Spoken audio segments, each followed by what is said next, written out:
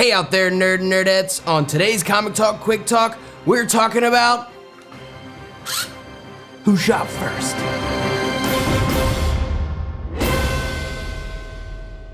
Guys, this is gonna be the last episode this week talking about Star Wars. But sweet Jesus, is it a heated debate? And it really has been since the first Redux came out in 1997. Coming up this week, we have our episode talking about Daredevil and Punisher on Netflix, and also an episode devoted to the lovable and critically acclaimed Merc with a Mouth, Deadpool. We're gonna be talking about his rise to stardom and who we think is the best to play Cable. Guys, actually right now on our Facebook page, we have a poll going on who you think could play the role the best. If you actually have an idea for someone better, go on and just show us. All right, so let's get into the meat and the bones of this story here. First of all, let's check out some clips here on our handy classic knobby TVs.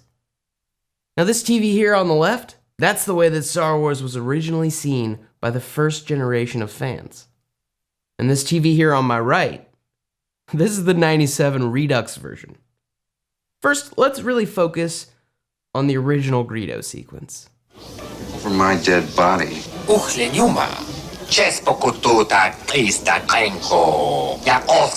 Yes, I bet you have.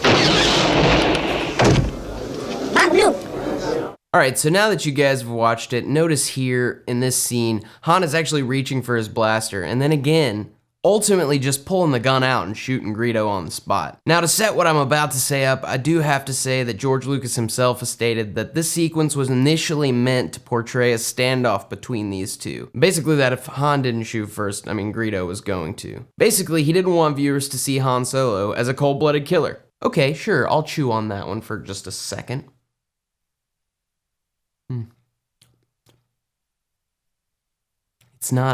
Doesn't really. First of all, Han Solo was a cold-blooded killer in the film's original form, and people freaking loved him. He's actually part of the reason this film had a great start in the beginning. And also, Lucas, didn't you later have your main character murder just like an entire room full of kids and then just go insane, like absolutely insane? As a filmmaker, I think my approach to conveying the idea of kill or be killed in this situation would be to cut between two shots of each of their hands on their guns and build the scene on that tension. But in the original, we only see that Han is reaching for his gun, and Greedo, who does actually already have his gun out, is just kind of sitting there. Hey, yeah, he did already have his gun drawn on Solo. But really, guys, the question we're asking, and the one that people have been arguing over for ages, is who shot first? So let's go back to the original. Over my dead body.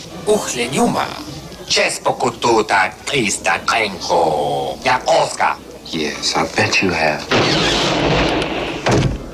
Boom, did you hear that? How many shots did you hear? If you said 2, you obviously think that Greedo shot first, or you just really want it to be true. We only hear 1 shot ring out, and it's not until the smoke clears that we're actually shown that Greedo's the one laying dead on the table. Now, I know that we're really talking semantics at this point.